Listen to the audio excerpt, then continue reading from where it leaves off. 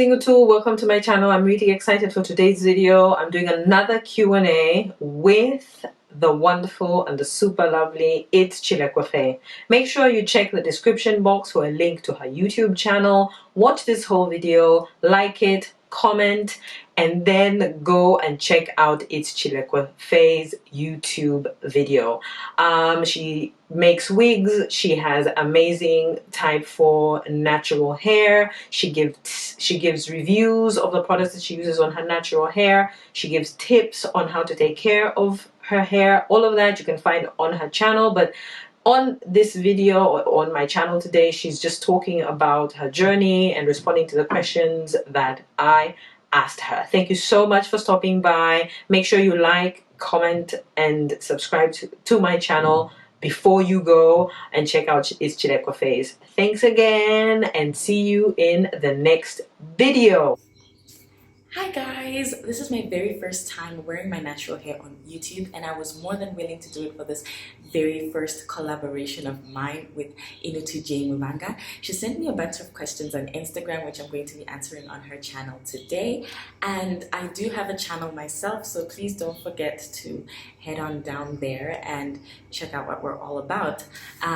So a brief introduction. My name is Chilekwa, and I don't like to call myself this, but people come to me for natural hair advice. So I am a natural hair guru, and I'm also very new to the YouTubing scene. I'm a Zambian YouTuber, and yeah, so without further ado, let's get right on to those questions. The first question was, do you love being natural and why?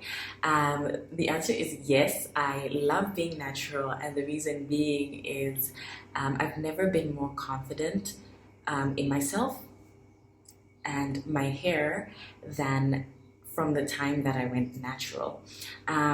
I love my natural hair, and I've never loved my hair more than I do now. And I thought I knew growth until I went natural. This is growth, I mean. What I thought was growth, that's not growth, this is growth. And the compliments were bigger and better when I went natural. Because when I had straight hair, the only compliment I really got was, wow, you have such thick hair. And now it's like, girl, you've got such thick hair, you've got such curly hair, you've got such long hair, I love the texture of your hair, I wish I had hair like yours. It's amazing. So I wouldn't trade being natural for anything in the world. What are the challenges and advantages of being natural? Challenges. If you're not into commitments, especially lifetime commitments, I wouldn't advise you to go natural, because being natural is like a full-time job. And I'm proud to actually say I'm a very lazy natural, and I actually make videos for people who are the laziest natural. So if you have that one day in the month when you care about your hair, then you should probably check out my channel, because that's what I do.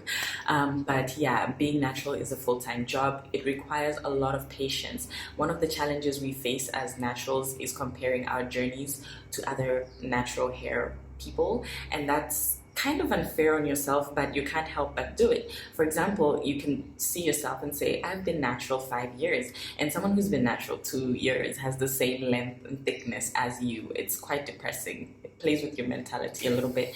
The other challenging thing is finding the right regimen. Basically understanding your hair and knowing how to treat it, what your hair wants, and yeah, pretty much that. That's one of the challenges. Another challenge about being natural is we have very, very coily hair, especially if you're a 4C natural. Our hair is very, very coily. So what it tends to do is it tends to get all cuddly and it wraps itself around itself or its friends, and it likes to cuddle and hug with its friends. So we end up with tangles, which can be very, very difficult to get rid of. So that's why being natural is a full-time job, because you have to make sure that you minimize your tangles, you minimize breakage, you minimize the split ends. It's really, really a challenge just to get your hair to a certain level. That's pretty much it on the challenges, really. But at the end of the day, it's still worth it, especially when you get to the point of understanding your hair. You know, it becomes easier, it becomes manageable. I know a lot of people say, I can never go natural, it looks like it's hard work and stuff, but it's really not that hard, especially if you just like, and you know, if you you know, understand your hair. The advantages of being natural. I was gonna say being natural is not expensive or high maintenance, but over time it has been getting, it's really like you can actually manage to be a natural on the bare minimum. Even on a budget you can manage to be natural, but if you want just to make your natural hair journey a little easier, you do need to spend a little bit of coin. So it can be an advantage and a disadvantage, but yeah. One of the advantages again of being natural is I feel like your hair is the strongest, the healthiest, and it thrives more in its natural state. And if you want to see the maximum growth of your hair, I would advise that you go natural. It's actually an advantage.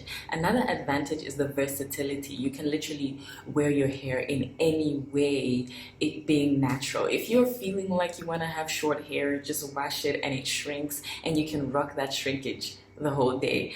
If you want to have a slick, straight, long hair, you know, go ahead, you can do it, because you can stretch it, you can blow it out, you can literally do any hairstyle if you have natural hair. So I feel like you have so much flexibility and so much to play around with when you are natural. And another thing, it could be an advantage or disadvantage, is that people never know the true length of your hair. One moment they think you've had a haircut, the next moment they're like, are you wearing a weave? You know, that's one of the, I've gotten that a lot, like, is that a wig?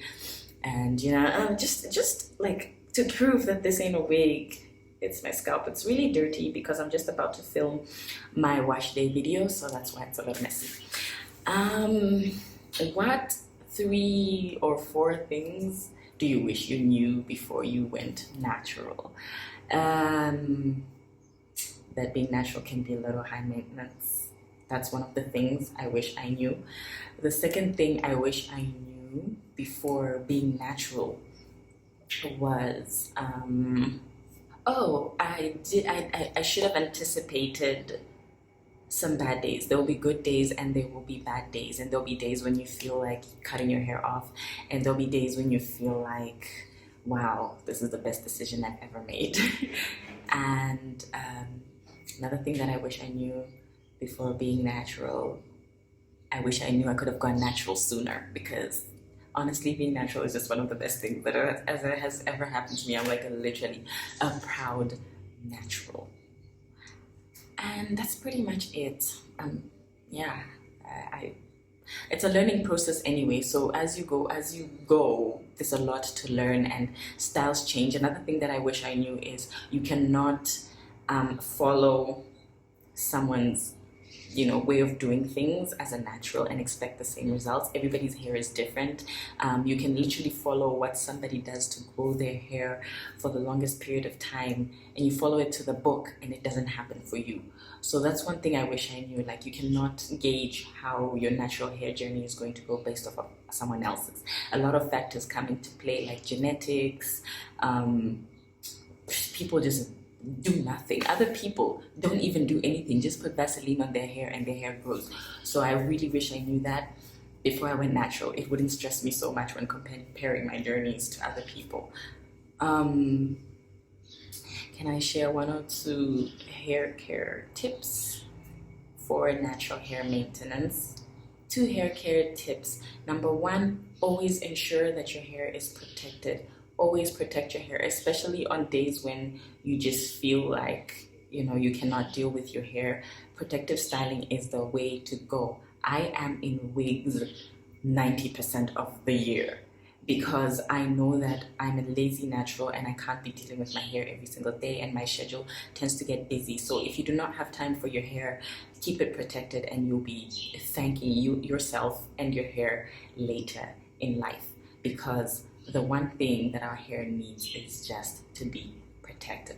The second tip that I will give is make sure that your hair stays moisturized. I cannot stress this enough. Moisturize, moisturize, moisturize. And I'm going to combine another tip with the second tip. Keep your hair moisturized, especially your ends, because your ends are the oldest part of your hair, so they tend to get brittle and break off easily. With this one, with the roots, it's closer to your scalp, so there's some distribution of natural oils that will come from your scalp and will help keep the lower part of your hair moisturized, but you have to focus on your ends.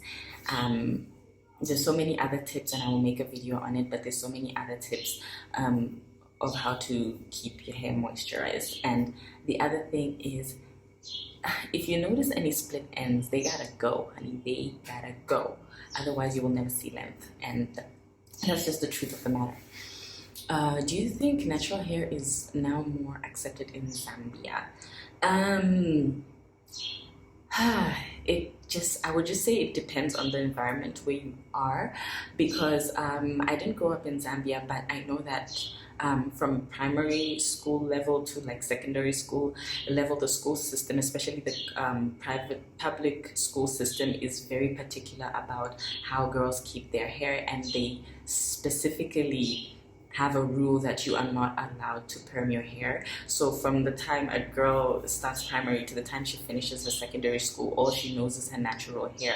And this has actually had more of an adverse effect than actually a good effect on a girl's natural hair. Some of them actually continue with that lifestyle and continue to maintain their natural hair, but some people, the moment they graduate their 12th grade, they cannot wait to get a perm, because that's the life they've known, and it was never an easy lifestyle, because there's some days when you just can't deal with your hair, and then you have to get ready for school and you have to look presentable for school.